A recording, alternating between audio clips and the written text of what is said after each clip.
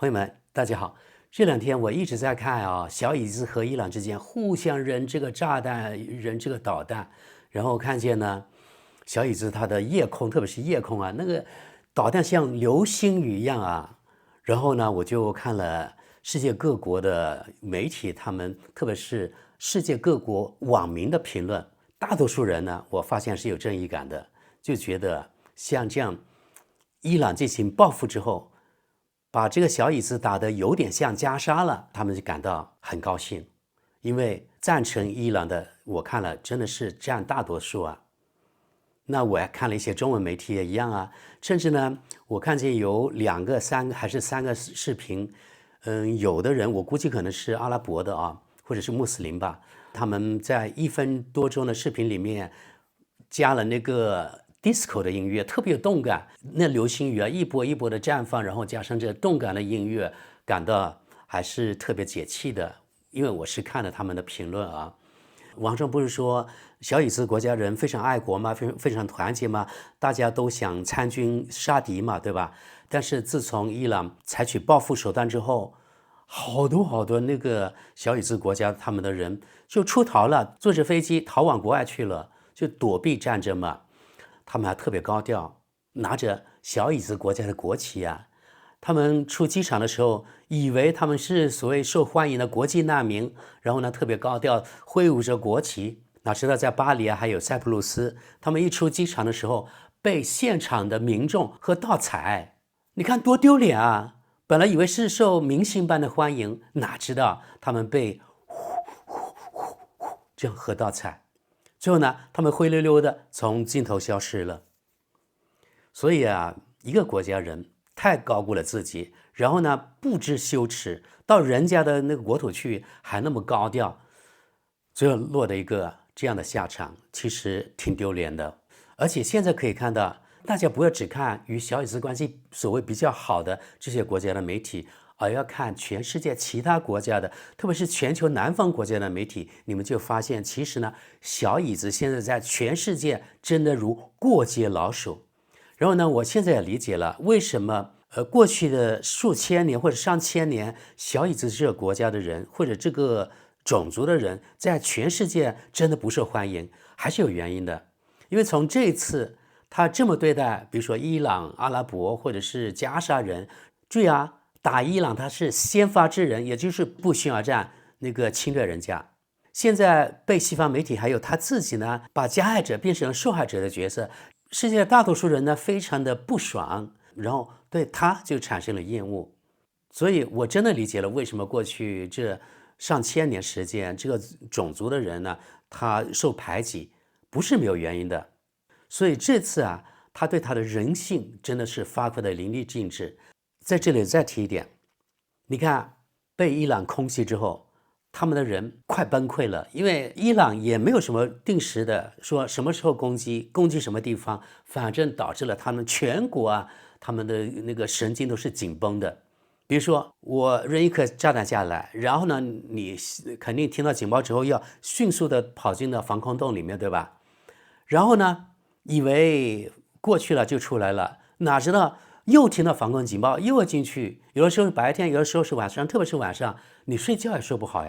所以在网上看到有很多小以兹国家人，他们国民已经崩溃了，他们已经内杠了。什么内杠呢？比如说普通民众在防空洞里面和他们的情报部门的工作人员开骂了开架了。然后呢，普通民众在防空洞里面也跟尿壶的家人也产生了矛盾，也开骂了，甚至开打了。他们国家自己的国民先乱起来了。所以目前看来，对这个国家真的不太好，不太利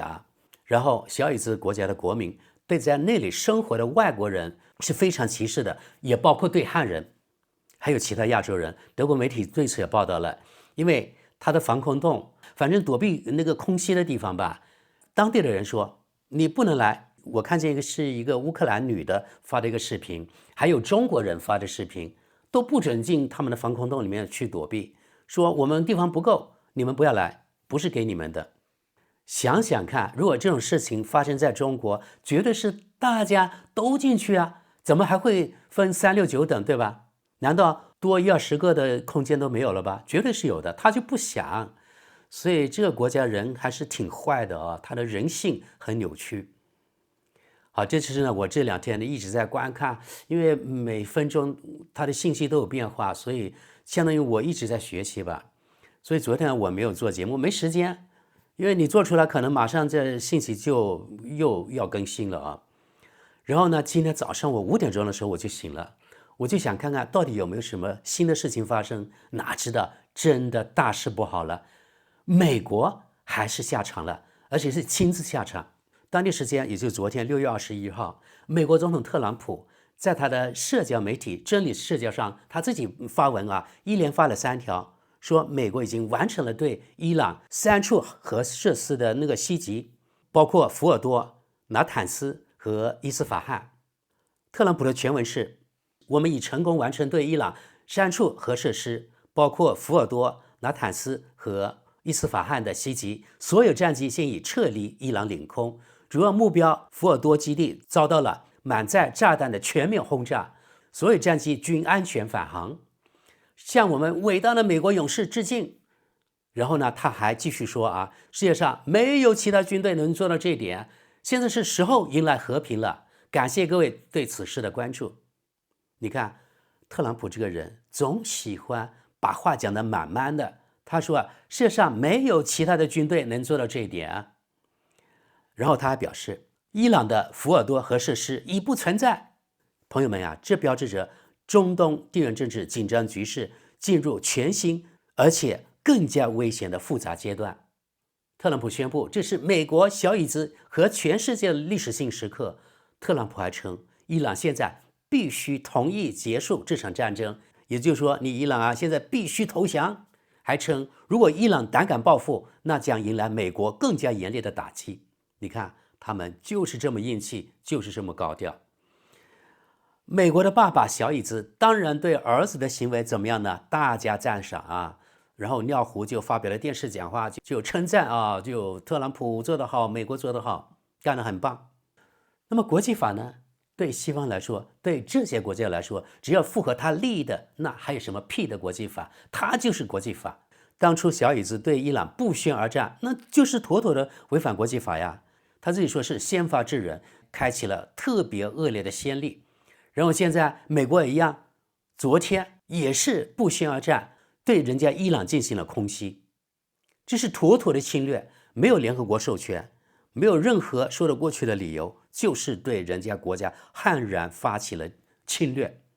而且采用的是什么？是钻地弹，因为伊朗的核设施在那个地方浓缩铀那个地方呀，它是在地下80-90米，小椅子的他的导弹他根本不行，拿不下，然后他就命令他的儿子，就是美国，你帮我干这件事情。开始这个特朗普给这全世界发了烟幕弹，说2周后再决定。可能大多数人都没有觉得那个美国会那么早就下场，哪知道才过了1-2天就开干了。他是从美国亲自调遣了3架美国 B2战略轰炸机，而且是隐形的，因为只有这款飞机才能投放多达10几吨重的这个钻地弹。特朗普高调地说，通过这个钻地弹把伊朗这核设施完全端掉了。但是伊朗这边官方发布的信息说，大家不要慌，根本就没有什么影响，因为他们之前已经把这主要的核设施把它转移了，把这浓缩铀也转移掉了。所以伊朗说，美国的轰炸没有引起核泄漏，而且也没有对伊朗这个核设施造成什么重大的影响。不过到底值不值得相信，我们也不知道。轰炸核设施是国际原子能机构坚决反对啊，因为攻击的话可能造成核泄漏，导致大范围污染。而且这个国际原子能机构几天前还说，目前没有证据显示伊朗正在积极开发或者是制造核武器。美国和小椅子铲除伊朗核威胁的行为，既没有国际法依据，也在核安全方面构成了极大的风险。这次特朗普动用他们 B2隐形轰炸机，用钻地弹炸这个伊朗的核设施啊，是他重新回到白宫后做出的最冒险的决定之一。悍然轰炸伊朗的行为，在美国人当中，特别在 MAGA 他们的民众当中也造成了分裂，因为他们当中大部分是反对美国再次对其他国家参战的，因为要美国优先嘛，你现在变成了小椅子优先了，所以在网上也有那些讽刺的画面，画面就显示呢 MAGA first， 就美国优先变成了右边的那个小椅子优先。所以如果你们看福克斯新闻，你们看新闻下面他们那些观众的留言，可以看到大部分人都是反对美国对伊朗进行轰炸的，或者说参战，因为这很可能演变成另外一场更大的战争，这相当于在中东打开了潘多拉的盒子，今后会越来越严重。所以你们只要看福克斯新闻下面那些美国人，我相信大部分是美国人，而且是特朗普粉丝，他们的留言就显示他们是反对特朗普这样的做法。在这里我就感到非常的可笑，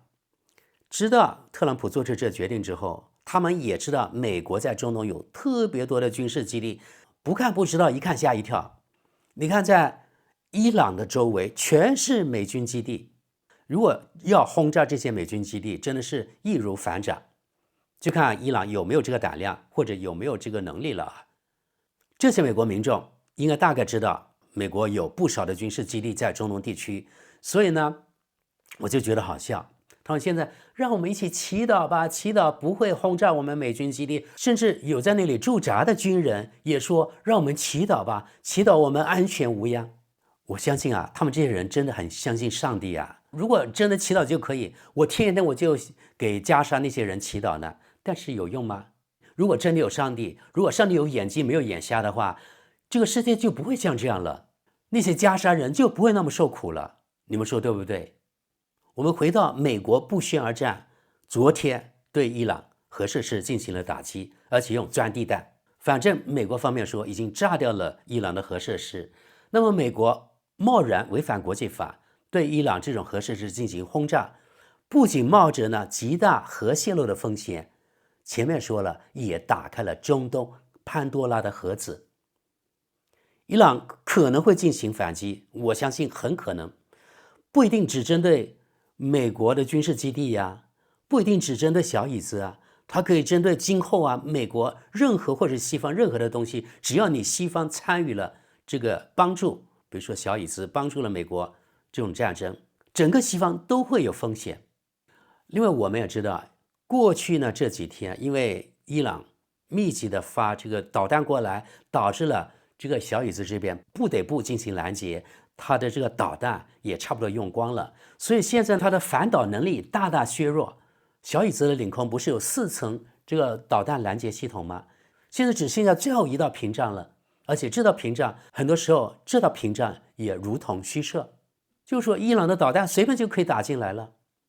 那我们就想到它浓缩铀还在，而伊朗呢是有这个制造导弹的技术，伊朗完全有可能在短时间内用一些铀来制造脏弹，然后呢通过导弹打到小椅子这边去。你小椅子你拦截不拦截，这个时候呢都会受到核污染，不仅是小椅子的国土，还包括周围它能够辐射到的地方，也许包括什么叙利亚的一部分甚至黎巴嫩或者约旦的一部分都有可能。即使你端掉所谓的核设施了，对这个地区来说，它的核泄漏风险、核辐射的风险照样存在。那到时你小椅子这个小小的土地还适合你们小椅子国的人生存吗？我还看了德国媒体，我发现德国人至少从那个网民的评论来看，他们大部分是欢迎美国对伊朗核设施进行轰炸的，认为呢是帮这个世界出了一个恶。因为过去几十年，至少我在德国的这20-30年，德国的媒体是非常的负面化、妖魔化伊朗这个政权的，所以现在美国亲自下场，德国人表示特别的欢迎。很多人大部分人可以这样说，从他们的评论看所以我就想可能西方的人都差不多，可能西方人错误的认为现在伊朗呢不仅是核设施，还有其他设施被炸毁非常严重，伊朗没有能力进行反击，或者他的能力很弱。我们也知道轻敌是致命的，别忘了关键时刻不保证伊朗后面没有其他大国间接支持我们想想看，如果让美国在中东重新做大，那是不是可以永保美元霸权？因为它可以控制全世界能源，美元还会长期变成全世界的货币，它可以继续割全世界韭菜。如果永保这个美元霸权的话，不符合另外那个大国的国家利益啊。而且这个另外的大国，它有自己的卫星导航系统，